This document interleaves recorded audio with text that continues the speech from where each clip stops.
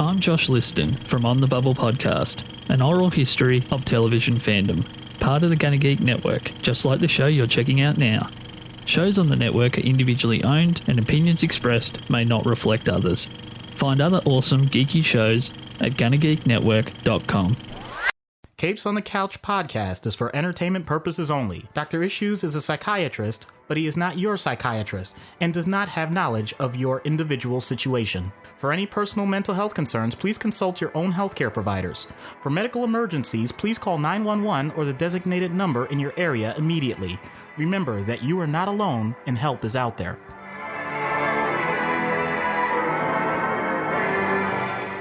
Hello and welcome to Capes on the Couch, where comics get canceling. I'm Anthony Sitko, and this is normally where you would hear Dr. Issues, but unfortunately, Doc got called away last minute for a work emergency, and it is a real shame that he is missing this one because we are doing another Creators on the Couch episode, and this time we have with us the writer of MODOK, Head Games, and Minor Threats, Jordan Blum. Jordan, thank you for taking the time this evening to speak with me.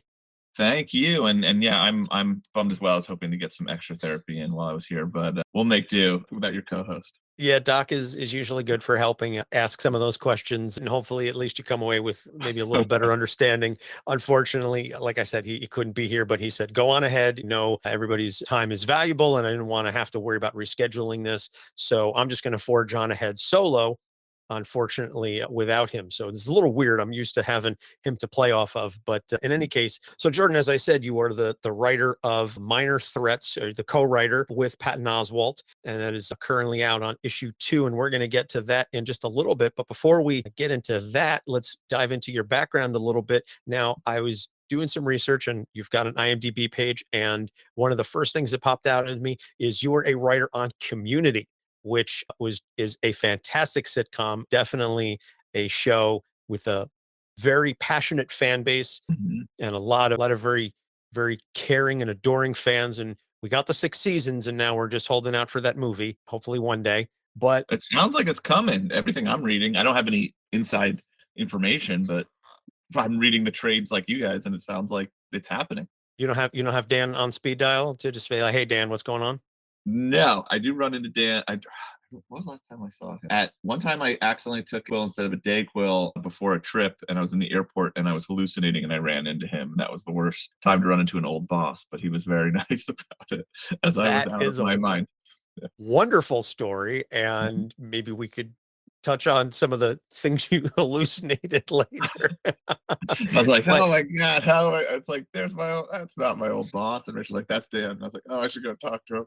Rachel's my wife, sorry. And he was very kind about being out of my gourd. But how did you get into the writer's room on Community? I started as a writer on an animated show called American Dad, which is kind of like the sister show to Family Guy. And there were some fantastic writers working on there. Chris McKenna, who you might know as a comic fan, is the writer of the last 2 Spider-Man movies and Ant-Man and Wasp, and Eric Summers, who's his co-writer on both of those. But Chris went over to co-run Community with Dan, and I think we weren't sure if American Dad was coming back or not, and I was kind of looking to kind of play a little more in live action. So I submitted myself to Chris, and Dan liked my writing and was hired on Community for season 5. Okay, so I wasn't sure then. That sort of answered the question. I wasn't clear whether you did American Dad first or Community, but from the sound of it, then it seems like American Dad came first. So then I guess the question then becomes, how did you get in the writer's room for American Dad? So American Dad, I was a production assistant on the show, and I was making copies, getting coffee, that kind of stuff, picking up lunches, and started to befriend the writers and the showrunners, and I got promoted to be the showrunner's assistant and was working very closely with them, and I even had a show that we'd sold to Fox that I co-created with one of the showrunners. And by that time, I was helping a lot with scripts and stuff, and he's like, why am I just bringing you into my office? I should just hire you as a writer. And I was like, yeah, that's a good idea. I love that idea. And I was staffed and kind of thrown into the deep end, and it was really fun. It was an amazing show to work on, incredible people like Chris and and Eric Summers and Nahnatchka Khan was on it, who ran Fresh Off the Boat, and just some people have like really gone on to have these incredible careers, and we're kind of the best people to have to educate you on how to write comedy. Awesome, awesome. So, so back to Community then. So you wrote or had a majority of the hand in writing. Was it app development and condiments? Yes, that was the episode I wrote for that season. Or I should say co-wrote. I had a writing partner at the time. And yeah, it was such a crazy show to work on. I was a fan of it before I got staffed on it, and it was insane to get to be on set and collaborate with those actors and watch it kind of come to life. And of course, being a sci-fi guy, I was very excited that the episode we ended up doing was a huge kind of sci-fi spoof.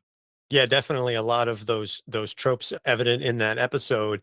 And I also think it was kind of prescient because that episode came out in, I want to say 2014. It looks like based on the IMDb, and the way that apps and social media and everything were in 2014, very different from the way it is now in 2022, and the way that you have the metaverse and things of that nature. And I was almost kind of like eerily foreshadowing because my wife and I didn't watch it when it was first run. We caught it on Uh-huh. Netflix or Hulu or something like that, and we binged it later. And I was like, wow, this episode has a lot to say. And yet it was before that time. Like social media was obviously a thing in 2014, but Yeah. but some of the tropes and just how the characters are interacting with each other based on their ranking within the app. And to see now with the rise of influencers and clout and things of that nature was really kind of, like I said, eerily foreshadowing a lot of the things that we had seen or that we see now. So to come up with all that 8 years ago, I think is, pretty wild. Was that something that you had envisioned, that you just sort of said, well, I sort of see these things happening and we're just going to take it to a wacky conclusion, or what? I think so. I think then it was funny. Now it's kind of sad because so many people, their happiness is built on followers and ratings and the approval of strangers. But back then, we didn't think it would get to a point of where it is now. We were kind of like, oh, what if people made a Yelp, but for humans, you know? And now, like, there's probably several of those out there. And I don't know. I mean, some of it was already there. I was one of the first generation of Facebook when it was just for colleges, you know, and you had to have a college ID. So I felt like we were there for the ground floor of all the damage this would do to the human race, and kind of felt like, well, the best thing of Community is when you watch something start in a very relatable place and it kind of spirals almost into the extremes of some sort of genre. So we talked a lot about like Logan's Run and those kinds of those futures, those dystopic futures, and what that could look like. And we pulled, I think, a lot of design and stuff so that even though we're using this modern technology, everyone's dressing in like 70s era sci-fi of what they thought the future would look like. So we thought that would clash nicely with the technology. Yeah, Logan's Run influence very, very apparent there. And what was the other one?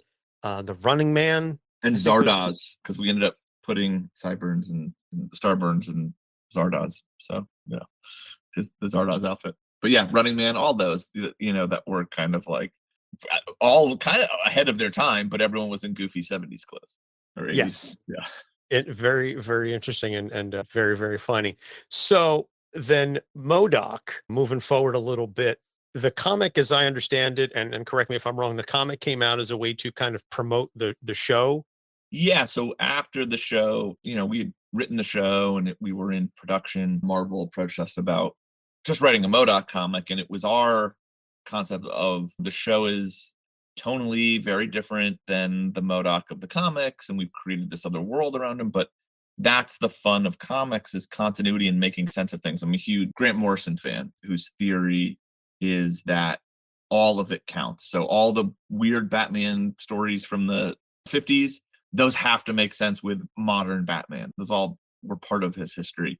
So I think we try to take that approach with how would this show make sense with the comic book version of MODOK. And I think we found a creative way of making it the mystery of what the comic was, which is that he starts to have visions of this family that's never appeared in the comic, but were from the show, and they don't make sense with the 616 MODOK and his goals and who he is. So he is trying to figure out what it is, and is it a flaw in his programming? Is someone messing with him, or did he live this life, this suburban life? And I think that was the fun of the series, was trying to marry these two very different versions of the character. Yeah, I would love to see Morrison come back and do almost this may be a deep cut or maybe not, but like a Life and Times of Scrooge McDuck story for Batman, where you take the Don Rosa and all of those stories that were never intended to be within continuity. It was just all of these things, these different things happened because that's the story that they wanted to tell. And Carl Barks wove together this master meta narrative that pulled in everything that made it all somehow make sense. I think Morrison should be given 12-part series, kind of like an All-Star Superman, but a 12-part series to make it all fit together and just really pull from some of the zany and the serious and everything in between and make it all fit in one coherent timeline and narrative, because I think they have the talent and the ability to pull that off. But I think that's absolutely. I mean, I would buy that in a heartbeat. Oh yeah, yeah. I'm sold. I wish I controlled DC. I'd greenlight that in a second. Yeah. But so that's what it kind of sounds like you came up with. Now, how did you hook up with Patton Oswalt to do the TV series? So when I was at American Dad, I think it was the same show I was saying earlier, I created with the showrunner, and it was kind of a superhero comedy. And when we were talking about it to pitch it to Fox, we were like, who's the voice of this? And I was like, oh, it's Patton Oswalt. And we reached out, and he was excited about it, and like immediate like shorthand between the two of us. We're like, Kirby Crackle. And like, yeah, he gets it. We didn't have to explain anything to each other. We just were kind of from the same cloth and became friends through that. And we sold that to Fox and did a whole presentation and got to spend a lot of time with him.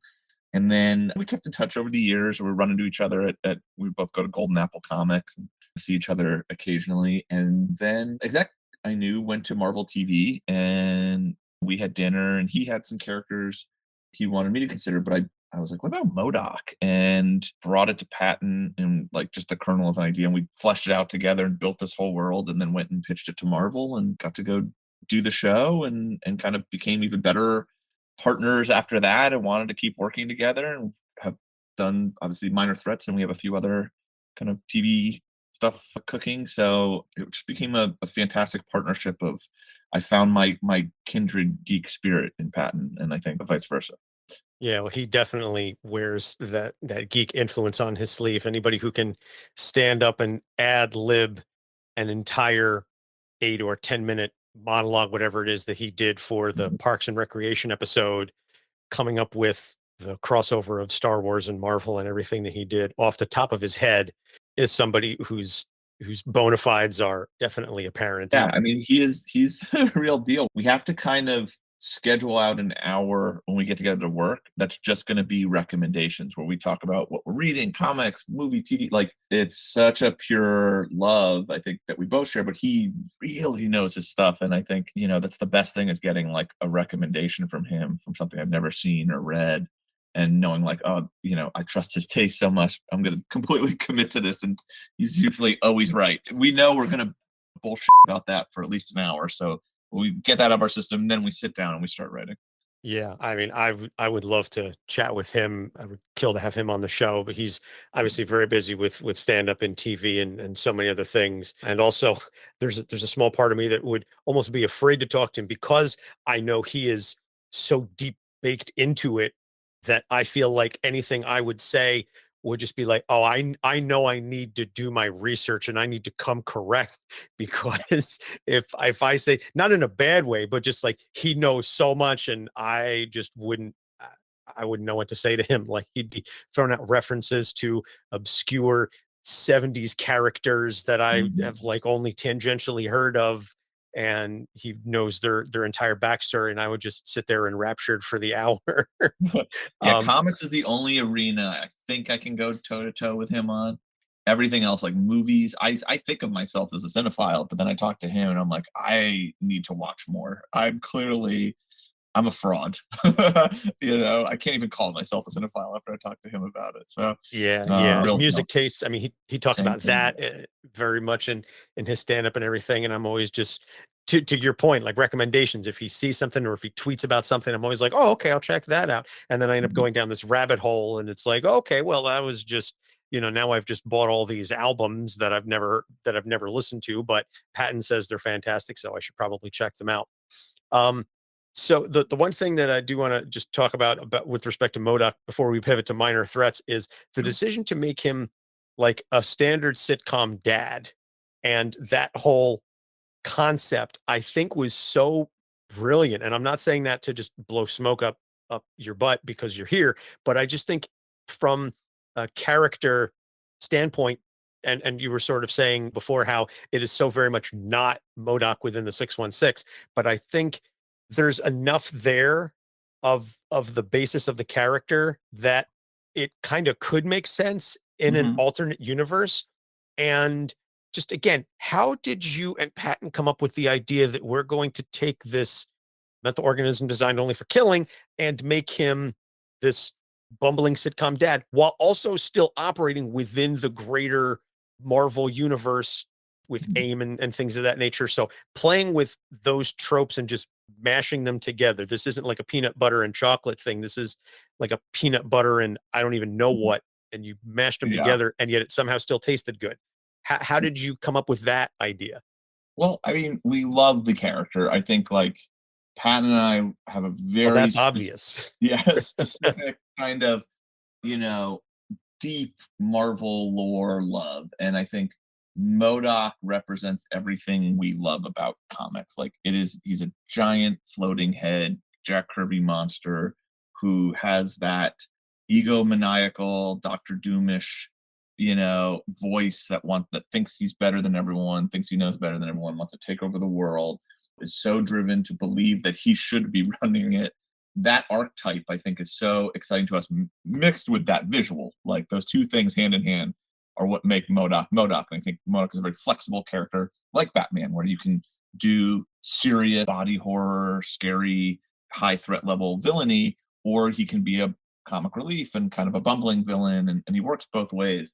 So I thought the comedy was kind of already in there, in built into him. But I was thinking, and Pat and I were talking, like you only see MODOK in the context of I'm going to kill Captain America this month and AIM's going to take over the world. And you never see him beyond that. So who's to say where he goes or what he does off panel? He can't stay at AIM all day. Does he go home? Who would marry MODOK? What would that be like? What would his kids be like? Would they resent him? The idea of seeing him, a character like that, who we wanted to make sure we kept that voice, that megalomaniacal voice, but still has to go home and deal with family drama, and see him in that setting mixed with the other half of the show was okay, he has AIM, they want to take over the world, they're brilliant scientists. What goes into running an evil organization? Is there this mundane element to that, like is there paperwork that has to be done, or HR meetings, or things that we just don't get to see because Stanley and Jack Kirby decide just to focus on the Captain America battle? What happens off panel in both the workplace and the home place setting? And that's kind of what led us to just flesh the world out around MODOK. But yeah, like you said, keep him still entrenched in the Marvel universe, and see those two worlds collide. That's kind of the genesis of the show. Yeah, very much a things I would do if I were an evil overlord.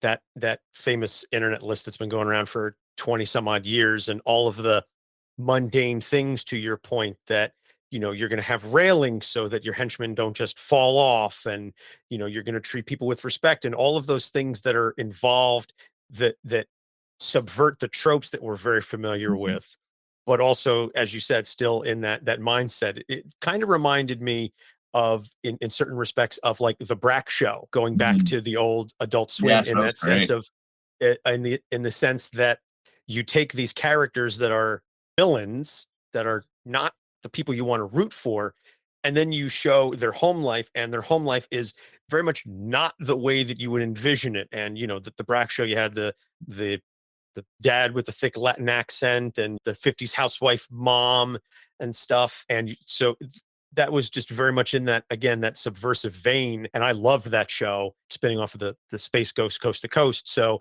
when this came along, I was like, oh, this hooks me, because it seemed very much something that like would have been on Adult Swim at 1 a.m. Right. when I was in college 20 years ago. So that is really what kind of appealed to me. And so I saw a lot of that, not the similarities, whatever, but just that tonal Mhm. similarity in the MODOK show. And that's one of the reasons Totally. why I Yeah. absolutely enjoyed it.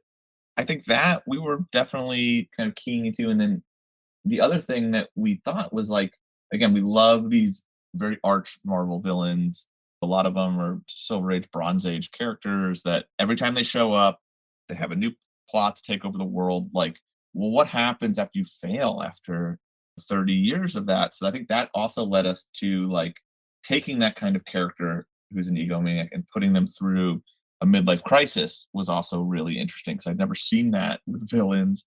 And if you do keep getting your ass handed to you by the Avengers time after time after time, it's going to take its toll on you and your confidence. And I think that was such a fun thing to take that kind of Silver Age, Bronze Age character and go, well, how are they going to react to this when you strip them of everything? Because their whole identity is built around being a supervillain, and this is what they do. And what happens? So what happens when he loses his company at AIM, or what happens when he doesn't have the respect he thinks he deserves at home from his family, and you strip him down? What's left of that villain, and are they going to fight to kind of take back their life? And we thought that was kind of an interesting thing to put that kind of villain through. Yeah, and we talk about that on our show because we analyze the characters, not just heroes, but also villains, and we discuss what has led these characters to these points, and are there any moments along the way where they reached the bottom and there's this rebirth. And I personally always enjoy stories where, like you said, everything is taken away from them, because then you find the essence of that character and you find out who they are. And that's the beauty of, I always point to something like Duck Amuck, the Chuck Jones cartoon, where you take everything away from Daffy, literally everything away from Daffy. What remains is is he still Daffy Duck without the voice, without the appearance, without this, that, and the other? Is there still some indescribable thing, that essence of Daffy Duck? And the answer to that is obviously yes, as based on the cartoon. And so I'm always intrigued by stories like that, and like the TV show, where you break the character down so that you can find out what makes them tick. It's a deconstruction Mhm. followed by the reconstruction, because I always think decon without the recon is just, I don't want to say cruel, but you break it down just to see how it works so that you can put it back together better. That was, somebody quoted it Well, it's was, like an unfinished story, right? If you think of the 3-act structure or the hero's journey, you have to break your character down, but your movie's not over until they rebuild themselves and they become someone new in the 3rd act. So if you don't have that part of it, you're not getting the full story. absolutely, absolutely. And again, I also, just the fact that MODOK he is obviously a high level threat, but he's also not really one of the characters that is like, when you think of like the flashy, well known top tier Marvel villains, he's not quite there. I Mhm. think, frankly, he should be, based on what he can do and based on the threat level that he can possess. But to your point, yes, he can go toe to toe with all the Avengers and come up with these major schemes, or he can get his ass kicked by like the New Warriors in like Yeah. half a heartbeat. I don't know that that's ever actually happened, but just like I'd you like can to see it. I'd like to see yeah, but Speedball put but him he down. he can be used Yeah. sometimes, that like, all right, we need to show that they're taking on a villain. Somebody, it's not, it can't be like, a no-name joke, but it can't be like a huge name. All right, MODOK, he's in that middle ground. Mhm. And Which I think drives him crazy. I think he's so aware of that, and he yes, wants to he be. wants to be top tier. He wants to be like a Skull, Doom, Magneto. Like, he wants to be Yeah. on that level where he demands that respect, but he's not quite there. No, but I think he is capable of it, and I think it's his own ego that trips him up. He constantly gets in his own way. I think that's what we really wanted to do on the show was have that happen where it's like you're what's holding you back. It's no one else. It's not your powers. It's not your company. It's your need to prove yourself instead of complete the mission that stops you. Yeah. And if you take the time to sit, and we talk about this on the show, that if you take the time to sit and self-analyze, you can discover those things. But so many people, and we were just talking about this. We recorded an interview with another creator last night, and we were talking about characters. We were talking about Tim Drake and how Tim is over intellectualizing everything. And he's always trying to solve everybody else's problems, because as long as he's focusing on everybody else, he doesn't have to look internally. And MODOK is another one of those characters that is always looking externally for the motivation and the validation, so that he doesn't have to look inside. Because if he turns his brilliant computer brain towards himself, he's not really going to like what he sees. And Right. but then who does he become? And that's one of the things that I think the show does pretty well, is trying to figure out, okay, everything else is taken away from me. How did I get here? And what is my next step? Mhm. And that's those kinds of stories. Again, like I said, I always thoroughly enjoy. Um, and again, the characters that are there, but not quite as high, tier one level characters. And I always admire people who have a love and appreciation for those lesser known characters, because anybody can be a fan of Captain America, Superman, Spider-Man, like the big names. It takes something special to be able to say, you know what, my favorite villain is like the Trickster, or my favorite hero is somebody from like the GLA, or what have you, like where your favorite characters are somebody that isn't always going to get that high level of respect. I'm a Moon Knight fanatic for Mm. years, like well before the show, and going back to like 2006, when he was like just coming up with the Houston and Finch run. I Everybody was like, "Oh, Moon Knight? Who? Oh yeah, I think I saw him in a Spider-Man book once." And meanwhile, I've got like every comic he's ever appeared in, and so there was like it's an odd choice of a fandom. I'm like, I also like Captain America. I have the shield well, your tattooed on me and podcast everything. makes But more sense now. what? Your podcast makes more sense knowing that Moon Knight is your favorite character. Yeah, I suppose it does. I suppose And in he's some the sense it ultimate does. mental health hero, right? Yeah, yeah. There are quite a few of those. I think we did like our third or fourth episode on him, like way back early off when we started.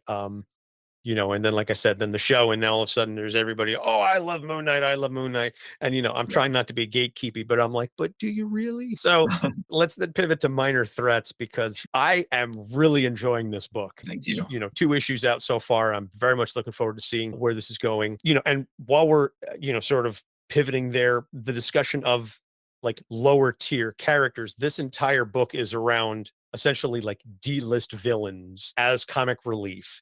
And I enjoyed when this was done kind of like with the Superior Foes of Spider-Man, where they Mhm. they It's a very great much book. took like that slice of life from some of those those third tier Spidey villains. But this takes it to a much darker place.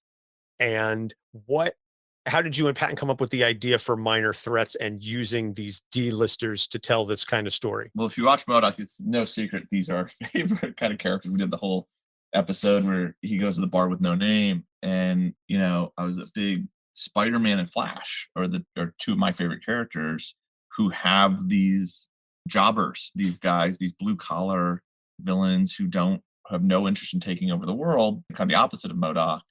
They just want to knock over a jewelry store so they have enough money to pay their alimony and pay for a few drinks at whatever supervillain bar they're going to. And I loved that these were just superhuman. These were very human characters who reminded me a ton of my favorite characters in crime fiction. They felt like Coen brothers characters to me. And the idea of combining those two things, these lower tier C-listers with a kind of crime fiction world that explored what it's like to be these kind of underdog low tier criminals who want to be taken more seriously, who want to escape these crappy lives that they're trapped in because of circumstances, and that maybe there's that one job that can elevate them either within the community or so that they can escape it for good. And I think there's something so human about that we wanted to flesh these characters out. And I think what's fun is a lot of them were created in the 60s, 70s, kind of more Bronze Age characters who were meant to be these one-off kind of goofy characters with some kind of gimmick, and then you never see them again, but they kept coming back. So that meant they had lives. And what were these lives like, and where did they go, and what? Then you go even deeper and you're like, what trauma led you to like put on a snake costume and go like, this is how I'm gonna make money and escape this neighborhood or escape this life. This is my only way out. And I think finding that was to me the heart of what the book was about. Yeah, and Playtime as sort of the POV character in the first one, and I feel like she may not be necessarily the ringleader of the group, but she's very much kind of the audience surrogate in many ways, Yeah. or at least I kind of Yeah, she's envisioned her. absolutely the protagonist, I think, of the book. Even though we jump narrators, she's always driving it for sure. It's her Yeah, story. definitely. And I really enjoyed, A, just the power set and the explanation of everything, and B, how she is obviously trying to make a better life for herself, but her mother is very much not. Her mother is like, I need you back. You're throwing this away. Like, we could be so great if you would just come back with me. And she's like, yeah, whatever, mom. Like, get the hell out of here. And I just thought that use of that trope, and again, you were talking about the bar with no name, to make her as like the bartender there was so brilliant, because those kind of seedy hangouts must have so many great stories. And I always love the little bit of slices of life when we see them, whether it's in the comics, or there was one in, like, I think it was like a Batman animated episode where they're like kind of they're all telling stories at the Yes, I bar. love that episode. Yeah. Again, it's just the way you play with the tropes, I think is fantastic. Mhm. And then obviously the characters that you're using are loving but off-kilter pastiches of some of these, very well-known and established characters. How do you come up with the characters and the power uses, and saying, okay, well, we're gonna make, we're gonna make a spoof on this character, but here's what we're gonna do with them. Here's what we're gonna do with them. Yeah, well, I think sometimes we'll start with gimmicks or power sets. Other times there's kind of a bigger thematic thing going on in the book, which is a lot of these characters, like I said, represent this Silver Age, Bronze Age kind of goofier time. So we were talking about like, what would it be like if you were the Shocker or Paste Pot Pete or whatever, and all of a sudden Frank Miller shows up and changes comics, or Alan Moore, and like the heroes are shooting people. Like, what happened?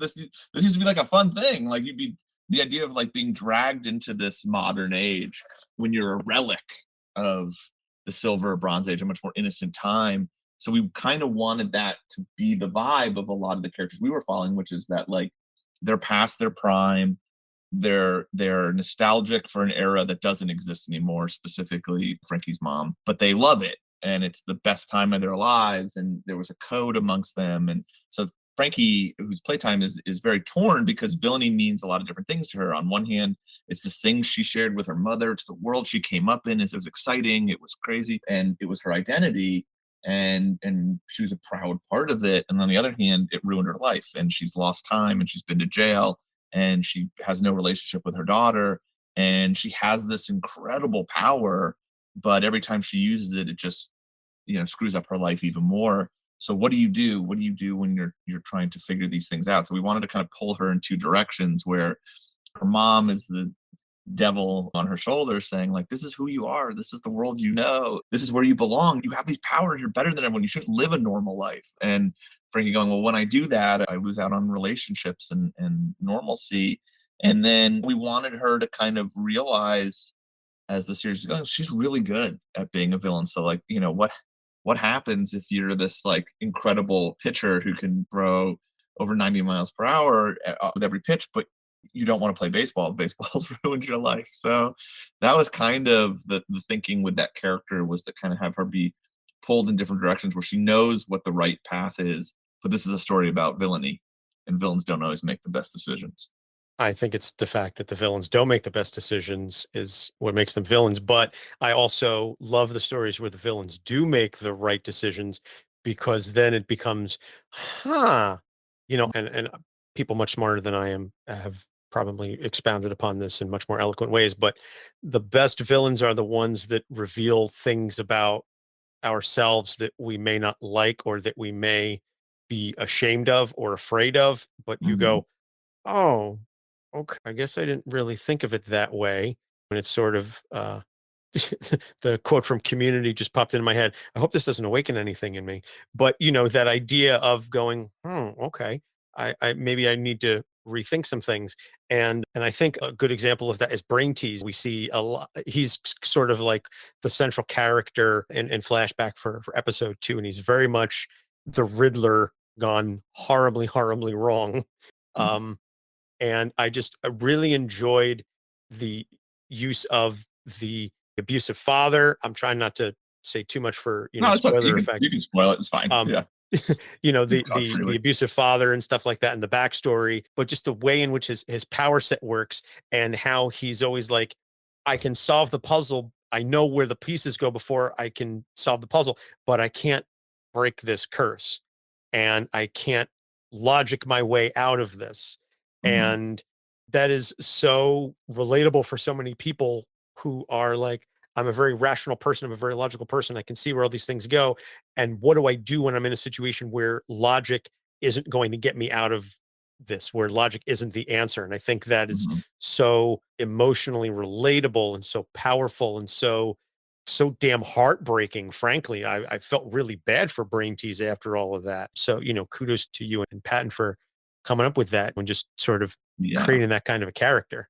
Well, I think that's based on, I mean, so the smartest people I know have some of the biggest hangups or issues, or have a real hard time with relationships or moving forward or achieving their goals. Where you're like, you're smarter than everyone I know. You're way smarter than me. Like, go chase that thing you want to do. But they get in their own way, or they overthink things to the point where they're powerless to make change in their life because they're so analytical and they're so brilliant that they talk themselves into circles and go down philosophical rabbit holes where kind of prevents them from going on that date or taking that job or all these things. But they're absolutely the most logical intellectuals I've ever met who, they see these issues. They're very aware of their own personal setbacks.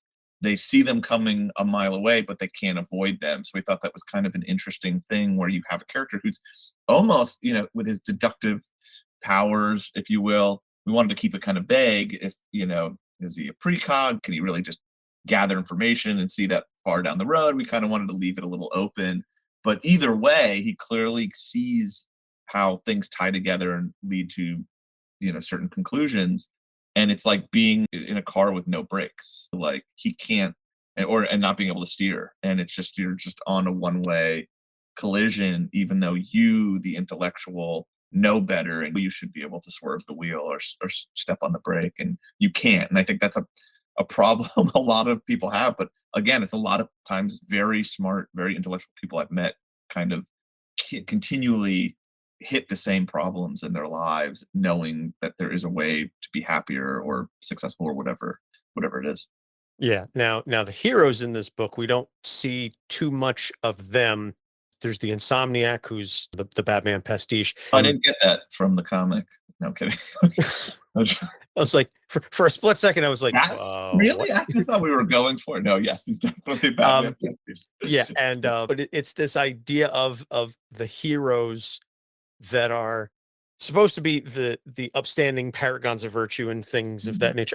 What is the name of the organization? It's not The Continuum. He's the Continuum. Thank you. I was like the Omni something, the Continuum. That's it. They're kind of going, dare I say, boys, like the boys on everybody, in the sense that they're just going in this full lockdown. But one of the interesting things that there was a reference to, or somebody made a comment in the second issue, it may have been Playtime, something to the effect of that they're beating up the villains so that Stickman may not necessarily get to them or turn them Oh, the into Insomniac. They're worried about the yeah, Insomniac. yeah. I think the idea is that the loss of Kid Dusk, are kind of a Robin in this. It's broken, one of the best heroes in this world. And he's just like, he wants to get to Stickman. He's all he can see is revenge. All he can see is red. And he's just tearing his way through the city, and he's going to kill some people, probably some villains, because he's working his way through the underworld. Because that's what happens, when our Stickman is clearly, kind of our Joker or like when the A-list villain holds the city hostage, it's the C-listers who pay the price, and that's kind of what we wanted to show. But yeah, he's unhinged. He's out of control. We really wanted to write him sort of as like Jaws in this, where he's not a main character. He's just this thing swimming in the shadows that comes up occasionally to feed, and as he's searching for Stickman. And the Continuum, I think they're purely out to save their kind of public persona. So if the Insomniac kills someone, he's crossed the line. That's going to reflect terribly on them. So they don't care about the villains. They only care about saving face. So they're trying to basically get all the villains off the street by arresting them, kind of turning the place into a police state, not because they care about their well-being, but because they're worried about what happens if Insomniac finds them and kills them. So it's kind of a race to find the Stickman where everyone's after him, because if they can get to the Stickman, they can put an end to this. If our heroes, the minor threats, can find him, they can kill him and collect the bounty, and things will go back to normal. And obviously the Insomniac is driven by pure revenge. So it's kind of everyone has their own motivation to find this villain who's in hiding after killing. Yeah. So, what if Batman snapped after Death in the Family kind of deal, and was like, okay, Jason's dead. I'm going to kill everybody now, and I'm just going to cross that line. How far ahead is this story going in? Is this an ongoing, or is it a mini or limited series?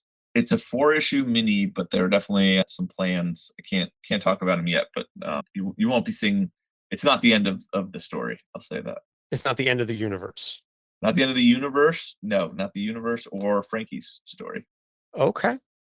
Excellent. Well, I'm very much enjoying it, and the artwork is fantastic. I think it really helps tell the story. I like the color palette and just the expressiveness and the action and the expressions, the facial expressions on these characters are absolutely fantastic. So full credit to the art team as well. We talked to a lot of writers on the show, obviously, but yeah, Scott also was our artist on MODOK on the comic, so it was us kind of keeping that going after we had such a good time with him on MODOK Head Games. And he's got such an eye for design, like you said, the acting and the action. Usually you don't get all of that. And he's just in the world building. He's incredible at all of it. Yeah, it's real joy to read. All right, so then I guess moving towards the end here, you said that this isn't the end of this universe and some of these characters. So we're going to keep an eye out for that. What else do you have in the hopper? And I think you had mentioned at one point that you and Patton are working on a couple of other different things. Is there anything you can talk about? Anything that you can, sort of mention? I wish I could. We are not done with superhero universes yet, but I can't really say much more than that. And I'm trying to think what else I can talk about. I've got some more Marvel work coming up, but I can't announce what. But yeah, I'm sorry, I'm so vague. It's all these NDAs and stuff that isn't either far enough along or allowed for us to talk about yet. I understand. We've spoken to enough writers, and we've had writers who have turned their cameras off while they're talking to us because they've got a giant board behind them, and they're like, I can't have you see that because it's got things that haven't been announced yet, or I'm working on story threads for something that is ongoing, but I can't spoil it for you. So I get it. It's frustrating as a fan, but it does give little crumbs and enticements, to keep on top of things and follow along in the future. So Jordan, wrap this up then. Where can folks find you on the internet, social media, et cetera, so that they can follow along and keep tabs on minor threats and the future projects yet to be formally announced? I'm Blum Jordan on Twitter and Instagram. So those are the best places to find me. And yeah, hopefully we can announce some stuff soon, but I definitely, if you are enjoying minor threats, there are some big plans in the works, like I said, for not just these characters, but for the universe in general. So stay tuned. All right. Well, we are going to encourage all of our listeners, Patreon and otherwise, to go out and check out the book. Pick up the floppies. I always tell people, if you really like a book, pick up the issues. Don't just trade wait, because that helps move things along. A lot of people go, oh yeah, that's great, and I'll wait for the trade. Well, that doesn't help, because then it's going to be like 6 issues or 12 issues and done. This being a 4-issue mini is obviously one thing, but I always tell people, go to your local comic shop, pick up the floppies, pick up the individual issues. I've got a file cabinet behind me with 2,000 comics in it. They're bagged and boarded, but I do that because, I love the characters, and I got my traits too, but Yeah. I need to pick up, the individual issues. Although, in full disclosure, I got Minor Threats 1 and 2 on Comixology because I didn't have enough time to Well, run hey, out another and great way to read them. yeah, exactly. I like the physical books in my hand, but digital obviously does work great. And you can just get anything there. I do hate giving Amazon money, but that's another story entirely. But I was like, it's there. I gotta do it. So you can find all of our episodes on our website, capesonthecouch.com. We are on we are on Facebook, Instagram, Twitter, and TikTok at Capes on the Couch. We love chatting with creators, and you can go on our website and you can type in creators on the couch and find all of our prior creator interviews. This one is going to be a Patreon exclusive for a while, but then it will eventually get released to the main feed at some point down the line so that the rest of our fans can go ahead and check that out. Again, apologies, Jordan, that Doc couldn't join us this evening, no but worries, I'm it's sure. great. Yeah, I'm sure, he'll listen to this episode and go, oh man, I wish I'll talk to him afterwards and he'll say, oh, you should have talked to him about X, Y, and Z. And I'll go, yeah, you're right. So I guess we'll just have to have you on again in the future. Maybe, after some of these other projects are announced, we'll have you back on and you can say, oh, remember when I was on talking about Minor Threats, we couldn't talk about this. Well, now I can tell you about this project and these characters. Absolutely. I'd love to. So for Jordan Blum, I'm Anthony Sitko. Thank you so much for listening. We'll see you next time. Capes on the Couch podcast is for entertainment purposes only. Dr. Issues is a psychiatrist, but he is not your psychiatrist and does not have knowledge of your individual situation. For any personal mental health concerns, please consult your own healthcare providers. For medical emergencies, please call 911 or the designated number in your area immediately. Remember that you are not alone and help is out there.